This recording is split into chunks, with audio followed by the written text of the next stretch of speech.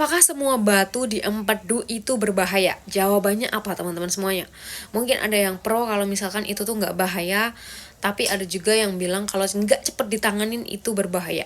Nah kalau aku sih menurut aku ya teman-teman, kalau nggak ditanganin ini lebih ke cepet bahaya, jadi lebih banyak resikonya, bisa berbahaya banget kalau nggak ditanganin. Mungkin ada ya beberapa kasus yang dia tidak merasakan sakit ya, ada batunya tapi tidak merasakan nyeri, nggak merasakan sakit. Nah ini beda sama Kak Pras teman-teman.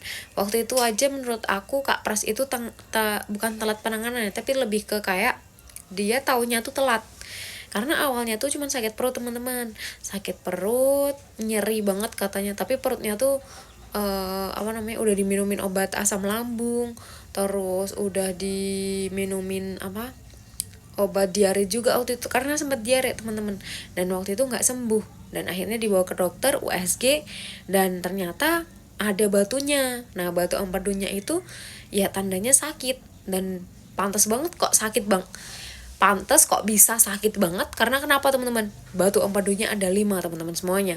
Dan di situ akhirnya waktu itu ya sama dokter itu memang bilang kalau misalkan dikasih waktu kayak 1 bulan, ada jangka 1 bulan, kalau misalkan nggak membaik, nggak mendingan, memburuk, ya disarankan untuk operasi. Ya batu empedu sih ujung-ujungnya akhirnya operasi teman-teman.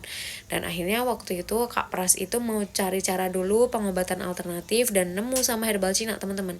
Kok bisa Kak Pras nemu sama herbal Cina? Nah waktu itu Kak Pras tuh direkomendasiin sama temennya tuh juga udah nyobain, dan akhirnya Kak Pras ikut-ikut nyobain, ikutin langkahnya, dan alhamdulillahnya itu 2 bulan kurang lebih konsumsi itu sama dokter di USG lagi, dan dokter udah bilang tidak perlu melakukan operasi lagi karena dinyatakan udah sembuh dari batu empedu.